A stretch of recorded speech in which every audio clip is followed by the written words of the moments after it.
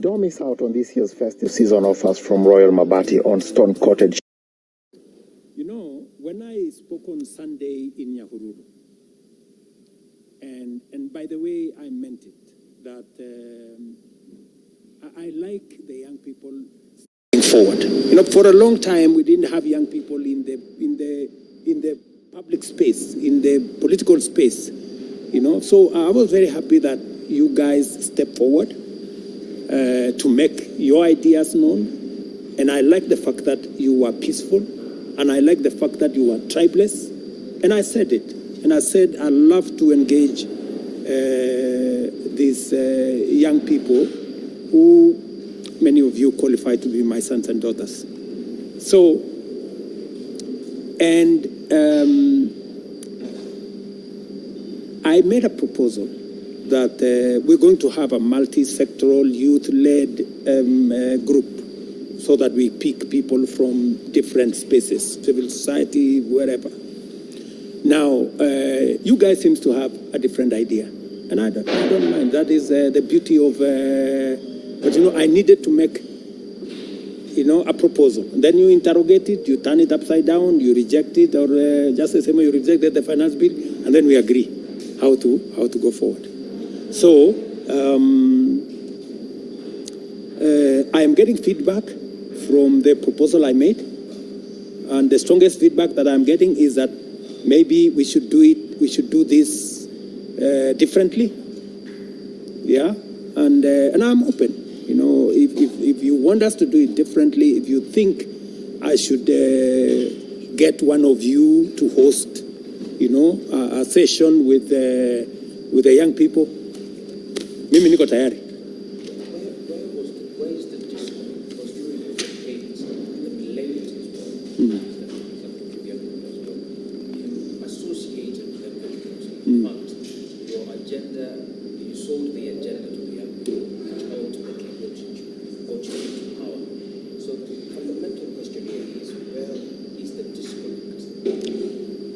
I think there isn't. I think there is a communication problem, which I have admitted. There is a real communication problem between what I am doing, what we agreed, what I am doing, and what you people are seeing. You know, I was very categorical, and I mean it, by the way, because it is something that I believe we must solve. Youth unemployment, many young people in different spaces, out of school, out of college, you know, including my own children, you know, they speak to me, and they have no opportunities to work, to monetize their talent, to do whatever it is that they want to do. And by the way, I have gone out of my way. I have called the leadership of TikTok. They were here. I am the one who persuaded TikTok to get Kenya to monetize the contents of TikTok. True or not true? That's the case. Because I believe there are young people who are in other spaces, who are not traditional employment spaces, but are interested in monetizing their talent. I have been deliberate about what are we doing to get young people elected. I was pleasantly surprised that even the media personalities that were interviewing me agree that housing is actually giving young people jobs, which is the truth. That our digital platform, which we are now building, we have close to 100,000 young people today who are monetizing their digital talents, their digital working spaces in TVETs, in many other areas. And my plan was to expand that to every place in rural areas. I also, we agreed on how do we create more opportunities for young people to work through manufacturing, through industrialization, in the spaces of export of labor. We've just finished actually an agreement with Germany on how we are going to get more young people to be employed in Germany. When they seek to define us, we resist. When they put us in a tiny boat. They need 250,000 people every year to work in their country. So these are the things that resonated with the young people during the campaign. They are the things that I am doing, and I can demonstrate with numbers what I am doing in that space to get more young people on board. Whether it is in the housing plan, which I spoke robustly about, it is in my manifesto. Whether it is the export of labor, whether it is manufacturing, whether it is, you will all find it in my speeches across Kenya. And I am faithful in addressing them. There is a disconnect, which I must admit. There is a disconnect between what I am doing and what the young people feel. And that is why I want us to have this engagement. I want to listen to them. I want them to tell me, Mr. President, you are doing housing, but you're not doing it properly. Change here, adjust here. You are doing export of labor, you're not doing it properly. You have helped us with TikTok, we are not yet there. So that I need to understand, because in my very honest opinion, I thought I was implementing the plan that we had together. Let me also tell you that, I am trying to deal with a problem that is 50 years old. There has never been, guys, a deliberate government program on how to create jobs. Deliberately. We kept on saying we will grow the economy, then the economy will create jobs. This time around, I said, let's put an investment in housing, because I know how many jobs, and I can count how many people are working. Let us put money in the digital space. Let's put money here. That's what I'm doing. Deliberately. This time around, differently. I cannot solve a 4.5 million young people unemployment problem in 1.5 years. Maybe I will do 100,000 this year. I'm trying to scale it up to 300,000, push it, and see how we can do this. The question he asked, and I feel as if it's a question that from where you were listening to what you were saying, you did actually say there's a problem with communication. And Yes. I agree with you there. The question is, what is the plan? How do you expect, in essence, what's the plan to speak to these young people? In the next 1 week, we must have this conversation. Where? In the space where you want. So are you telling the youths right now? I am- tell you where they want you to speak. Yes, I am sending you guys. Go tell me who amongst you is. Set it up by the end of this week, say Tuesday. Yeah. Will you be there? Yeah. Will you be there? Say end of this week, maybe Thursday, Friday. Yes. Why not? I'll be there. The biggest question here is that this was the Gen Z movement. We are leaders. There is nobody like the face of it. So I'm just asking that, how do you plan to deal with this? Because we've seen some people coming out that they are the leaders, but they have been labeled as imposters.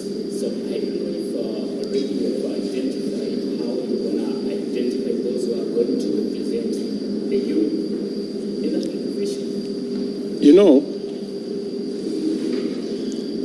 You're the one who is telling me you are leaderless. It's not me. I'm not the one saying. Have you identified I have. It is not in my place to identify the leaders for you guys. You guys should sit down, either identify your leaders, who will then engage with me, or if you do not want to identify your leaders, tell me how else you want us to talk. I am open.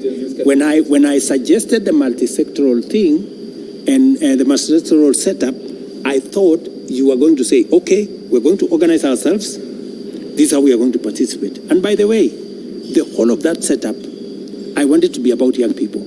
Civil society, young people from civil society. Religious organizations, let us get young people from religious organizations. Professional bodies, let's get leaders from professional bodies who are young people.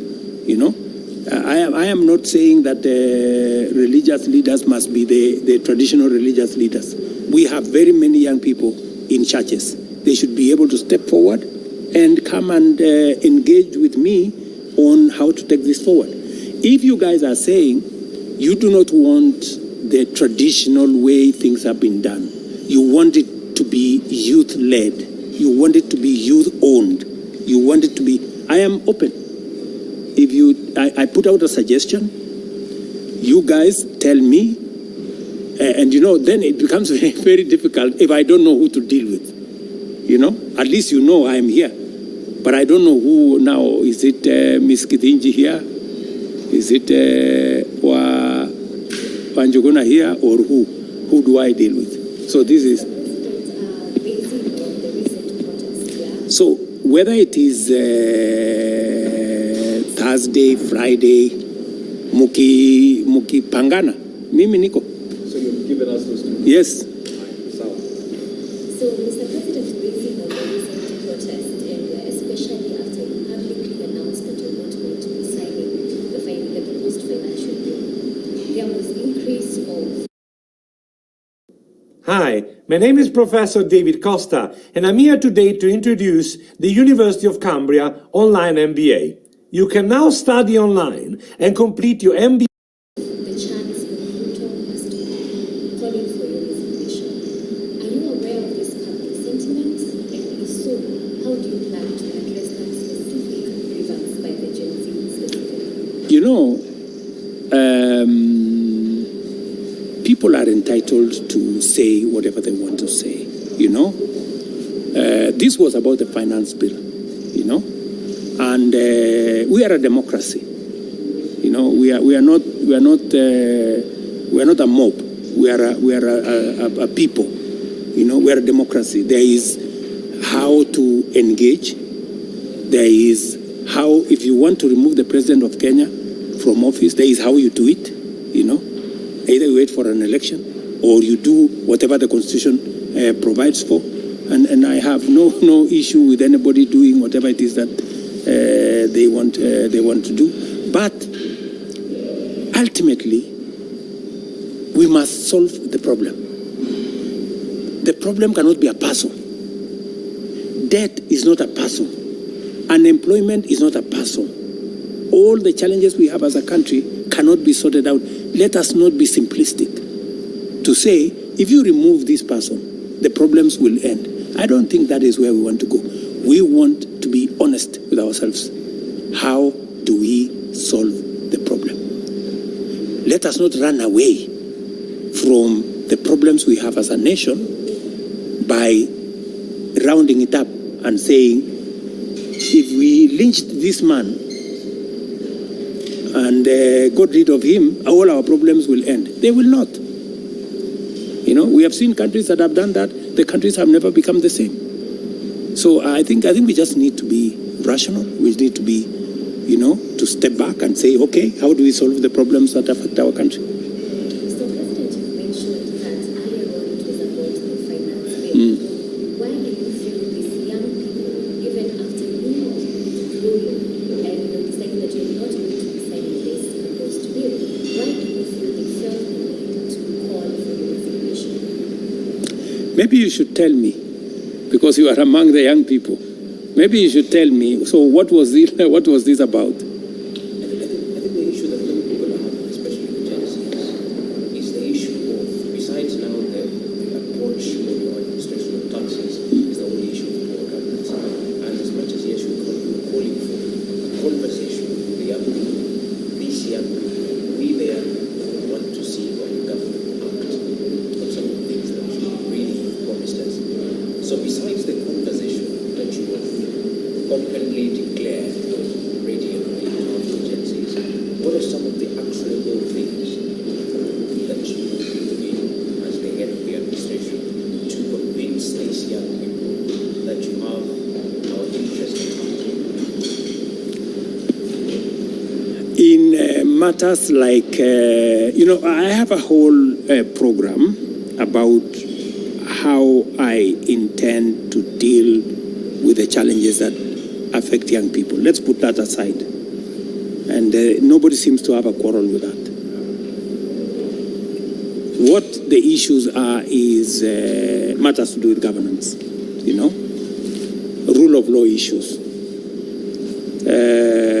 Are we living within our means? That's the question. Are we living large? Are we spending more than we should be spending? Do we need the office? Do we need certain offices? And I have agreed with you that certain offices will go. You know, as part of building the new reality. You know, certain offices will go. Certain actions I must do. You know, and that's why I was saying here, I am interrogating what it is that I can do to make sure that we live within the reality that now we are in. Another issue that we have, the Gen Zs have, is a section of members who become leaders of the government.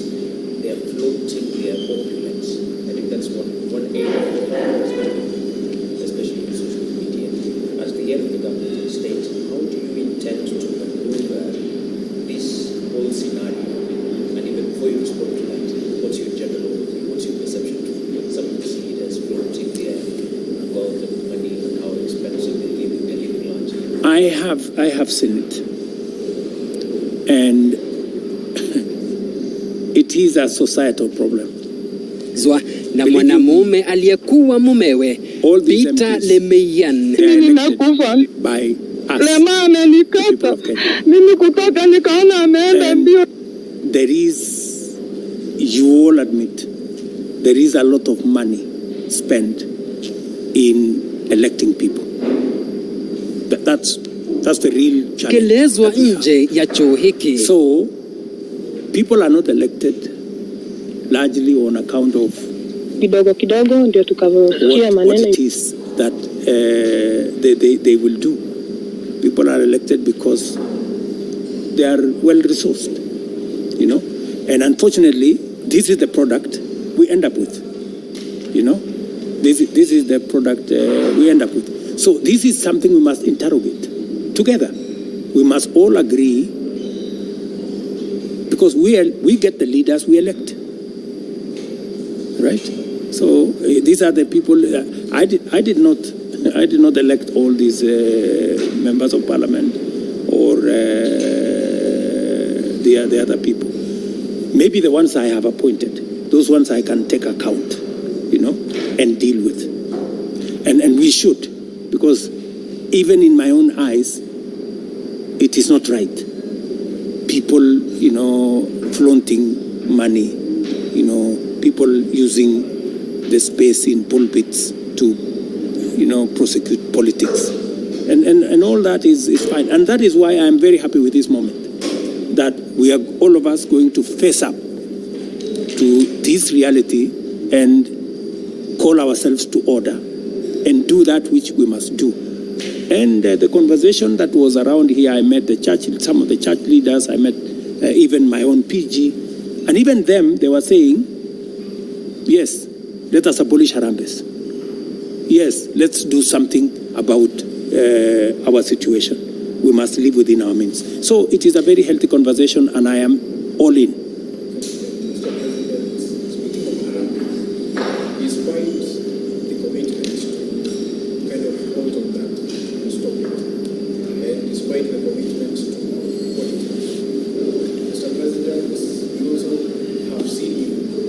Zwa na mwanamume aliyekuwa mumewe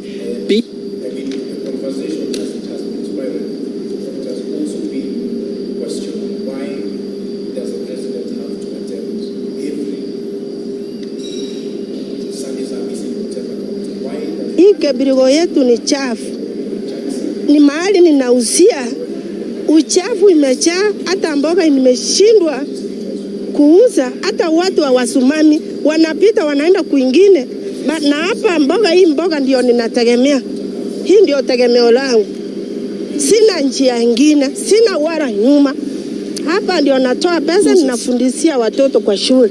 Ukiangalia hapa nyuma yangu kuna takataka imekaa karibu more than 2 months kama haijatolewa.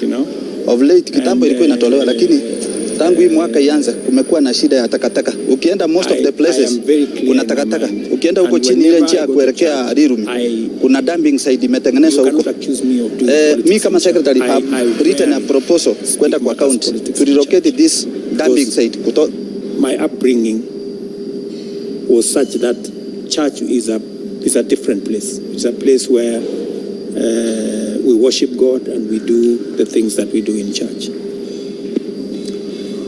As for going to church, I must tell you that I cannot stop going to church. I will go to church.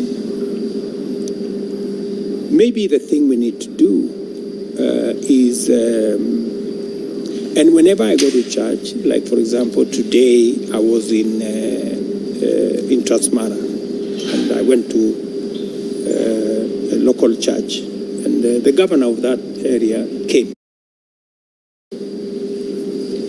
and the former governor.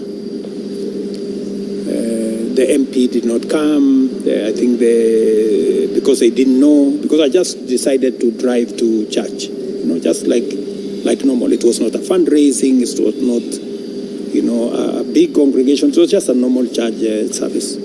Many times I go to church here at Milimani AIC. Many times, and sometimes it's not even recorded. Many times I go to NPC Karen, and even many times there are no cameras. I go to church every Sunday, and more than being recorded, I go to more Sundays that have no even record of media than those who have a record of media. Of course, I also go to Sunday services like the one I was in Nyahururu, when I'm invited, say the inauguration of a bishop. It's a big event. When I'm invited, I go. And it's not a fundraising, it's just a church event. And as a Christian, if you are invited, you attend. But I agree with you, there is some conversation going forward whether how we do it so that it remains a religious issue and not politics. So, Mr. President, there are a couple of demands that you made last week from the. So the designer just released the Figma for the e-commerce website. How long would it take you to create the web app? About 5 minutes. That has brought this conversation before. Yes. There were 14 demands. Of those 14 demands, I at least addressed some of them, including the CAS positions, the positions of the first and second lady. We've already talked about that. We've also talked about Linda Mama in your previous interview. But then there's a question around scrapping the housing levy. There also a demand, of the 14 demands, there was also recording OMPs. There was a question of JSS teachers. There was also a question of the intern doctors, and among others. Of these issues, what can you tell the young Kenyans tonight? That of these issues, which ones do you feel can be solved before this conversation even goes further? The issue of GSS teachers have already said that it's impossible having reduced the amount. Because I don't need to be pushed about the JSS teachers. It was my initiative, because these are very decent Kenyans who've really gone out of their way. For 2 years, they've been interns. They've been earning a very small stipend. It was their time now to be hired on permanent and pensionable. And I had made the budgetary provisions for it. I had made the budgetary provisions for the intern doctors. I had enhanced the whole space around what they were going to do. Unfortunately, I have a new situation which I have to think about. With the money being scrapped from the... Yes, with the money being scrapped from there be a possibility of those teachers still getting the opportunity to be hired. And now tell me, because, if you give somebody a letter of permanent and pensionable, you must have the money to pay them at the end of the month. The money to pay them at the end of the month has been scrapped. So it has to be, I have to begin to figure out, so what do I do with these intern teachers? At the moment, I can't tell you straight that within a month or 2 months or 3 months, I will have figured out what to do with them. But they are part of my headache now going forward. What do I do with them? Now, the question of IEPs, it's a big question. At the moment, the country has no IEPs. Members are calling for the recall of members of parliament. Kenyans are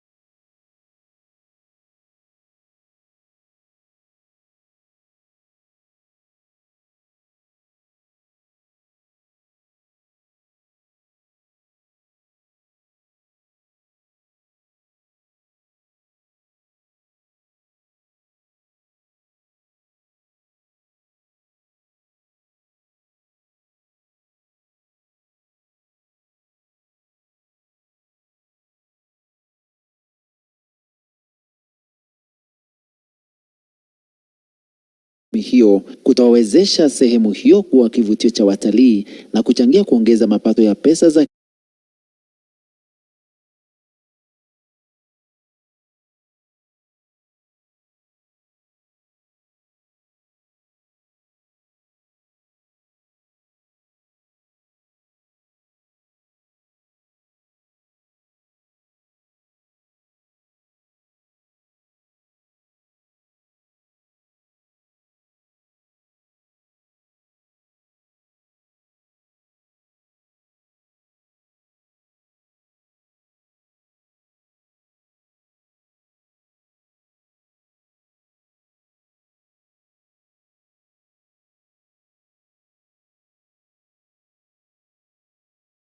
sympathies and condolence political formations, but rather we are discussing issues that affect each and every one of us. Issues of taxation, debt, budget, corruption, the cost of living, unemployment, and opportunities for all Kenyans, especially our. If you go back on my Twitter account, I made a commitment to the country in 2019-2020 that the conversation in Kenya is going to change. It is not going to be about personalities. It is not going to be about positions. It is not going to be about tribes. It is going to be about issues. Today, a conversation about issues in our country. We must all be proud of ourselves that we have managed to elevate the debate in our country to the level of issues that affect all of us. I am very happy that we are having a conversation about jobs for our young people, about opportunities for business, about manufacturing, about taxation, about debt, and all the other things that are important to all of us. I make this statement to highlight the actions taken in response to the overwhelming public feedback in the recent days, and to fulfill my commitment to continuously and effectively listen to the people of Kenya, and to underscore my intention to always take public contributions in good faith, applying them to enrich policy making, governance, and government programs. Public debt is and continues to be a major point of engagement and conversation in Kenya. I have today appointed an independent task force to carry out a comprehensive forensic audit of our public debt and report to us in the next 3 months. This audit will provide the people of Kenya with clarity on the extent and nature of our debt, how public resources have been expended, and will also recommend proposals for managing our public debt in a manner that is sustainable and does not burden future generations. The consequence of withdrawing the finance bill is the reduction of our revenue targets by 346 billion. Over the last few days, our Treasury team has been assessing the adverse impact of either reducing the budget by 346 billion in full, or borrowing the 346 billion in full. And cutting the entire amount in our assessment would significantly and drastically affect the delivery of critical government services, while borrowing the whole amount in full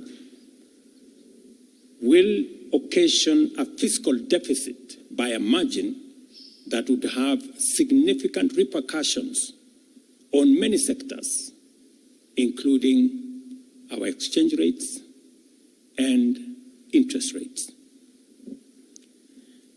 We have since, after extensive consultations, struck a middle ground, and we will be proposing to the National Assembly a budget cut of not the entire 346, but a budget cut of 177 billion, and borrowing the difference. Whatever we are going to borrow, the difference will increase our fiscal deficit from what I intended to be 3.3% of our GDP. It will now go up to 4.6% of GDP, still lower than last year, and will be used to fund some of our critical government services. We will use the money that we will borrow to protect funding for some of the critical areas that the people of Kenya have asked me to protect. They include hiring of junior secondary school teachers and medical interns, funding the milk stabilization program for our dairy farmers, reviving our stalled road projects that are in many parts of Kenya, retaining the fertilizer subsidy program that has helped us manage our cost of living, settling the debt owed to farmers in our coffee sector, capitalizing the Coffee Cherry Fund to support our farmers in that sector, enabling public-owned sugar mills to pay outstanding debts to sugarcane farmers for their deliveries, additional funding for higher education, new funding model that was in our plan will now receive additional funding, settling arrears owed to counties, settling arrears for NGCDF, and settling arrears for our pensions. Accordingly, in keeping with the enhanced austerity measures we have committed to implement and align government expenditures within the budgetary implications of the withdrawal of the Finance Bill 2024, the following actions shall be taken with immediate effect towards the realization of the new budget. 47 state corporations with overlapping and duplicating functions will be dissolved, resulting in the elimination of their operational and maintenance costs, and their functions will be integrated into the respective line ministries. Staff currently employed by the affected corporations will be transferred to ministries and other state agencies within government. The decision to fill the position of Chief Administrative Secretaries is hereby suspended. The number of advisors in government shall be reduced by 50% within the public service with immediate effect. Budget lines providing for the operations of the office of the First Lady, the spouse of the Deputy President, and the Prime Cabinet Secretary will be removed. Similarly, the budget provisions for confidential budgets in various executive offices, including my own office, have been removed, and the budget for renovations across government reduced by 50%. Henceforth, public servants who attain the retirement age of 60 shall be required to immediately proceed on retirement with no extensions to their tenure of service whatsoever. The purchase of new motor vehicles by the government is suspended for 12 months, except for security agencies, while a new policy on transport for public officers will be developed. All non-essential travel by state and public officers is hereby suspended.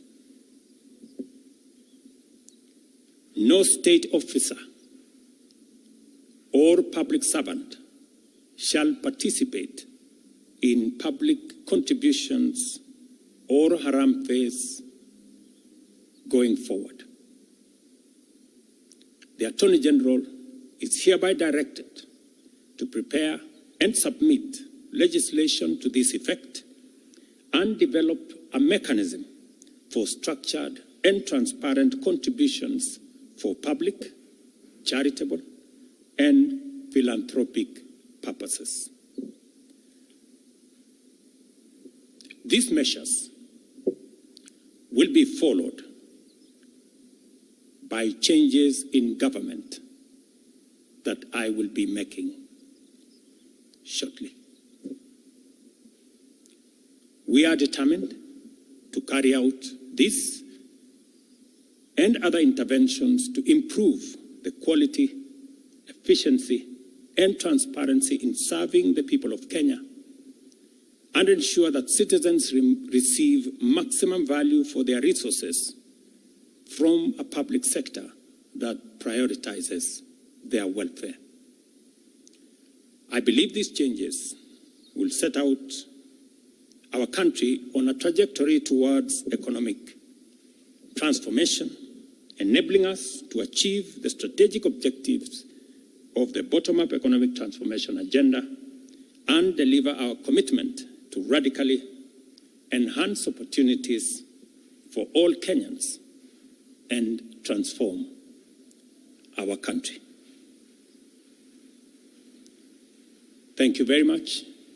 God bless you, and God bless our great country, Kenya.